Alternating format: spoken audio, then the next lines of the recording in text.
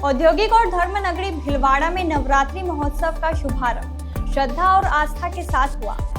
गली मोहल्ले में माता के पंडाल सजने लगे हैं और आज से डांडियों की गूंज पूरे शहर में सुनाई देगी। इस बार पूरे 10 दिन का नवरात्रि पर्व मनाया जाएगा।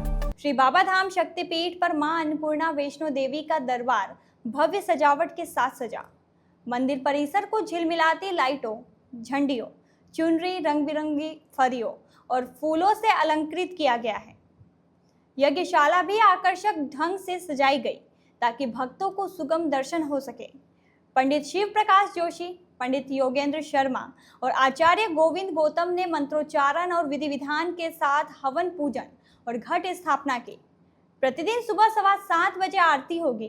प्रातः 9:15 बजे हवन पूजन और आहुतियां दी जाएगी। सायकाल 7:15 बजे विशेष महाआरती आयोजित होगी। महाआरती के बाद मंदिर प्रांगण में भारी संख्या में भक्तजन मौजूद रहेंगे। भक्तों की आस्था का यह भी प्रतीक है कि संतान प्राप्ति के लिए दंपति गोद भराई की रस्म करवाते हैं और तलवार का झाड़ा लिया जाता है। अखंड ज्योत का घी शारीरिक और मानसिक कष्टों से मुक्ति दिलाने वाला माना जाता है। हजारों भक्तों को यह पवित्र घी प्रसाद स्वरूप वितरित किया जाएगा। आरती के पश्चात प्रतिदिन मंदिर परिसर में बने गरबा पंडाल में गरबा नृत्य का आयोजन होगा, जिसमें भक्तजन उल्लास और भक्ति भाव से सहभागी बनेंगे। यह आयोजन नवरात्रि पर्व के दौरान एक महत्वपूर्ण आकर्षण होगा और भक्तों को माता की भक्ति में लीन होने का अवसर प्रदान करेगा। सर्वमंगल मांगल्ये शिवे सर्वार्थ साधिके शरण्ये त्र्यंबके गौरी नारायणी नमोस्तुते। आज नवरात्रि का प्रथम दिवस, शारदीय नवरात्रि में प्रथम दिन में घट स्थापन होता है, जो अभिजीत मुहूर्त में हमारे श्री बाबा धाम शक्तिपीठ में घट स्थापन जो 12:15 बजे घट स्थापन हुआ। और उसी के साथ आज से ही हमारे यहाँ नवरात्रि की जो क्रम होते हैं पूजन के, वो प्रारंभ हो गए हैं।